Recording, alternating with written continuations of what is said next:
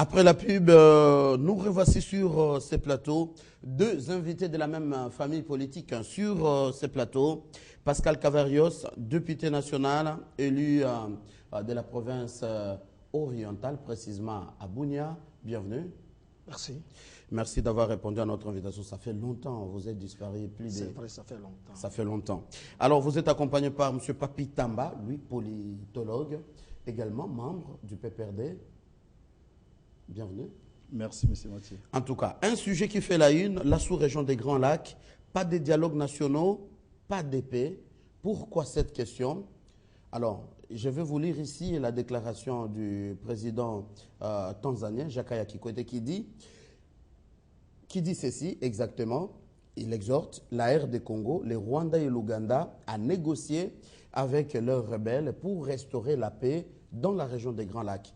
Il dit ceci: si Kinshasa négocie avec ses ennemis du M23, il faut aussi que Kigali accepte de parler avec ses ennemis des FDLR. Également, Kampala avec les rebelles ougandais des ADF Nalu.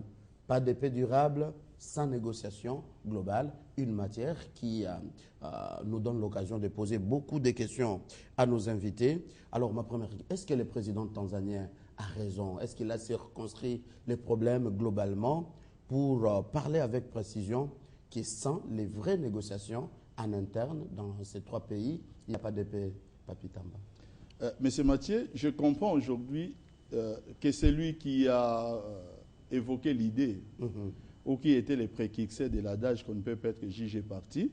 Je me dis que cette personne a raison, sinon je peux dire aussi qu'il a totalement raison. Ce que le président tanzanien vient de dire, pour les Congolais, n'est pas une innovation. Nous l'avons toujours dit. Et peut-être que parce que ce sont les Congolais qui le disent, cela n'a jamais fait autant d'écho. Exact. Nous savons parfaitement bien que nous avons un réel problème avec nos voisins qui refusent. Nos voisins, ce sont eux qui sont à l'origine du désordre qui se trouve dans notre pays. Nous qui sommes victimes de leur désordre, nous nous montrons ouverts et nous l'acceptons à bien des moments. Quelles sont ces preuves qui montrent que vous êtes ouverts? Attendez, les faits sont éloquents. C'est dans notre pays qu'on peut aussi parler même des accords signés entre un État et puis des forces rebelles qui nous agressent. Des accords signés. Ça, nous savons que ça existe dans notre pays. En revanche, des gens qui sont auteurs des troubles que nous vivons chez nous refusent l'idée de négocier chez eux.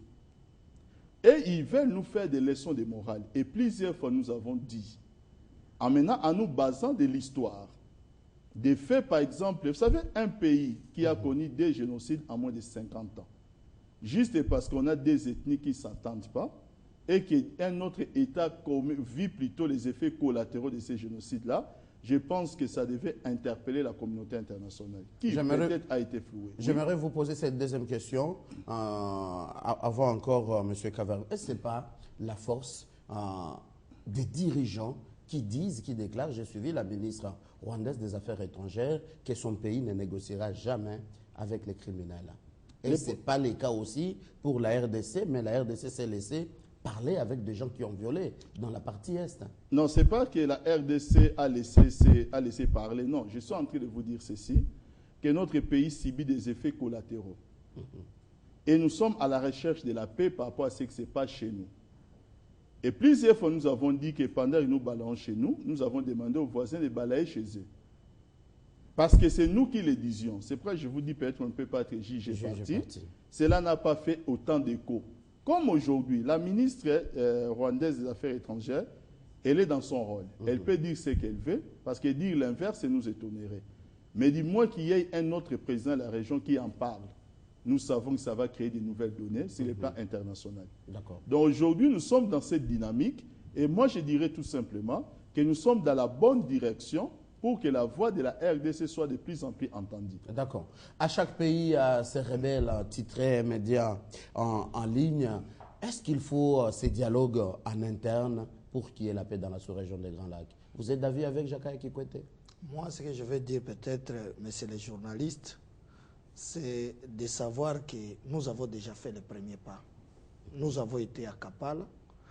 Ce que vient de demander le président tanzanien, je crois que ça concerne les deux pays qui ont créé des sérieuses difficultés sur le territoire national. Et maintenant ici, nous ne voyons pas à quoi interpeller encore le Congo dans ça, parce que nous sommes déjà en pourparlers au niveau de Kampala sur les dossiers qui nous concernent. Mais donnons quand même une petite précision. C'est comme si nous sommes indexés pour rien, messieurs les journalistes, puisque nous n'avons pas de Congolais au Rwanda. Mais il y a les FDLR qu'on est en train de dire aujourd'hui sont des Rwandais au Congo. Et là où ça pouvait être mieux, c'est de demander à ces gens-là, le gouvernement a toujours demandé qu'il y ait ouverture de passage pour que ces FDLR puissent revenir chez eux. Voilà un peu là où nous nous situons. Un pays aussi ne peut pas accepter que des rebelles rentrent chez eux sans qu'il y ait un mécanisme normal. C'est aussi normal pour un État. Mais pour nous, Congolais, nous ne passons pas que ces gens-là sont des rebelles. Ce sont ceux-là qui se sont réfugiés au Congo. Et quand il y a la calmie chez eux, ils doivent rentrer. Ils ne doivent pas rester éternellement et nous faire subir n'importe quel désordre sur notre territoire. Voilà la position que nous devrions prendre et que même le président tanzanien devrait soutenir pour que nous puissions être là. Alors, on parle de dialogue au niveau interne en RDC. Pourtant, à Goma, on sait, c'est à 15 km. À un coin, on met des rebelles, les M23, qui d'ailleurs continuent à faire pression pour que les pourparlers reprennent à Kampala. L'avis du gouvernement congolais, c'est qu'ils attendent les propositions du négociateur. C'est ce qu'on parle, négociation, dialogue en interne du côté RD congolais, Papi Tamba. Écoutez, M. Mathieu, ne faisons pas une lecture sombre de tout ce que nous essayons d'engager comme victoire. Je pense que nous devons capitaliser ce que nous récoltons comme victoire au niveau de la région, parce que la RDC prêche la bonne foi et continuera à prêcher la bonne foi. Notre souci, ce n'est pas de transporter un mal qui se trouve à un endroit B vers un endroit A. C'est tout simplement d'éradiquer le mal et que le mal n'existe pas. Nous, notre problème avec nos différents pays voisins, c'est leur demander, comme le chef de l'État une fois, l'avait déclaré dans son point de presse que c'est généralement difficile que la vérité sorte au niveau de la région dans les différents pourparlers. Nous voulons qu'il y ait la vérité. Les Rwandais sont dans toujours des manœuvres diaboliques. Vous l'aurez constaté qu'il n'y a même pas 2 mois. Ils nous ont amenés dans une direction où ils voulaient tout simplement déclarer que les réfugiés qui sont chez nous, nous puissions tout simplement, avec leur propre comptabilité, sans tenir compte des nombres qui se trouvent chez nous, que nous puissions tout simplement considérer que chez eux, il n'y a aucun problème et que nous puissions renvoyer ces réfugiés rwandais sur les territoires au nombre de 45 000, pendant que nous avions chiffré les réfugiés à plus de 127 000. Qu'est-ce qui était encore là comme manœuvre? Heureusement que la vigilance du gouvernement congolais était telle que nous leur avons encore demandé beaucoup plus de choses. Aujourd'hui, c'est un autre président qui le dit. Et ça aurait été plus simple pour des gens qui hier encore disaient qu'au Rwanda qu'il n'y a plus de problèmes. Ça devait être plus simple s'ils étaient logiques et honnêtes dans leur démarche, de dire tout simplement qu'écoutez, nous allons parler avec des gens avec qui nous souhaitons qu'ils retournent au pays. Mais pourquoi est-ce qu'aujourd'hui ils reviennent avec les mêmes discours, que nous n'allons pas parler avec ceux qui ont provoqué les génocides rwandais, mais parmi ces génocidaires, on trouve des réfugiés chez nous. Alors, vous voyez un peu cet amalgame-là. D'accord. Nous ne sommes pas dans cette direction, dans cette manœuvre diabolique. Lorsqu'on veut faire les choses pour Dieu, on reste des enfants de la lumière. On ne se comporte pas comme des enfants des ténèbres. Exactement. Nous savons que la lumière finit toujours par dissiper les ténèbres. Nous allons remporter cette victoire.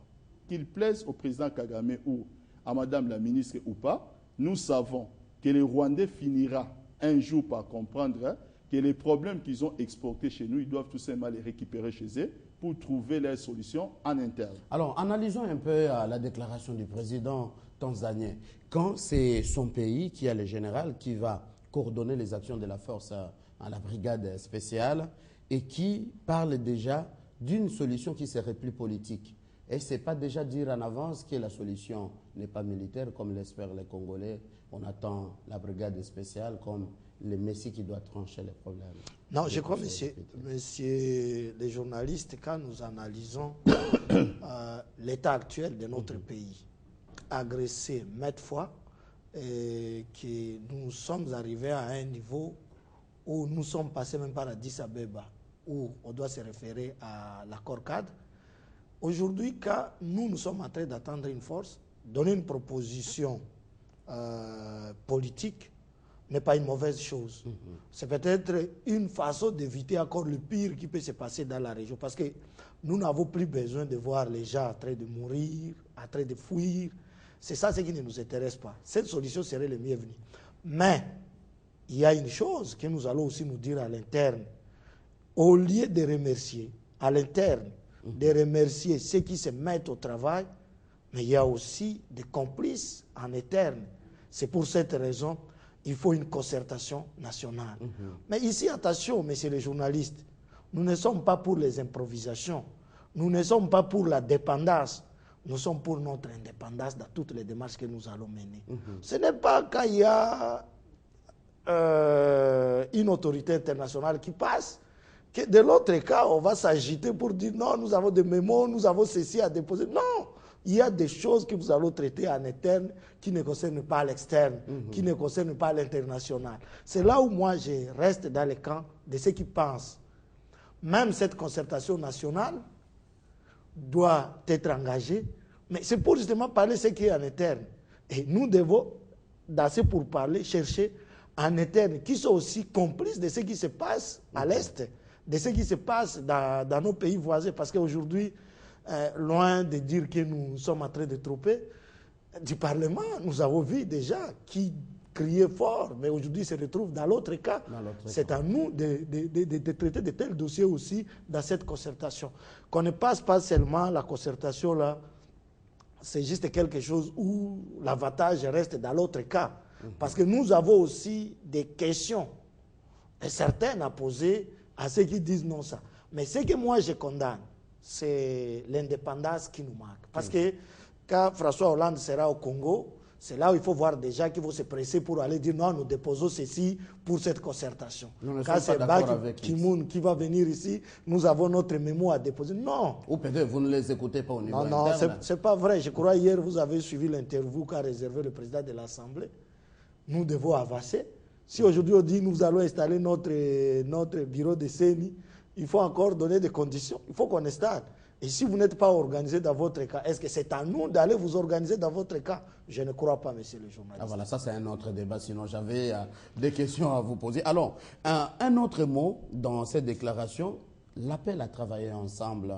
On dit travailler ensemble, tous les pays de la sous-région ont vu de passer au test de la mise en œuvre, bien sûr, de l'accord cadre signé à Addis Abeba. Alors, monsieur Papi Tamba, qui doit imposer cette mise en application? C'est comme si on négociait encore les dirigeants, les présidents signataires à être encore ensemble pour tester, les mots sont clairs, passer au test de sa mise en œuvre. Ça veut dire quoi? Est-ce qu'on doit encore imposer ou quelle est la machine? Qu'est-ce qui bloque en fait? Monsieur Mathieu, franchement, au moment où le monde parle de la mondialisation, permettez-moi, je pense que certaines matières ne devaient plus poser de problème.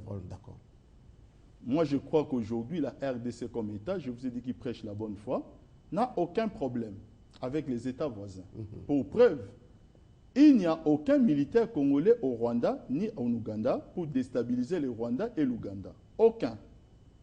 En revanche, il y a des militaires, tantôt rwandais, tantôt ougandais, au Congo pour déstabiliser le Congo. Ça, c'est un fait. Maintenant, en tant que pays agressé et victime, nous leur disons quoi? Que nous vous aimons. Nous voulons tout simplement que vous puissiez comprendre que la paix sur notre territoire passera aussi par une bonne entente au niveau de la région. Que dire de plus comme langage? Que dire de plus? Que dire de plus pour que les gens qui nous suivent soient sensibilisés? Donc c'est là que maintenant je vais dire tout simplement, et c'est là que je vais rejoindre les députés, que lorsqu'on est assez clair dans notre position politique, on rencontre quelques difficultés. Ça veut dire qu'en face, on a des gens qui sont regroupés, qui ont un complot contre notre pays. Sinon, la position congolaise, elle est tellement claire qu'elle ne pouvait que passer partout.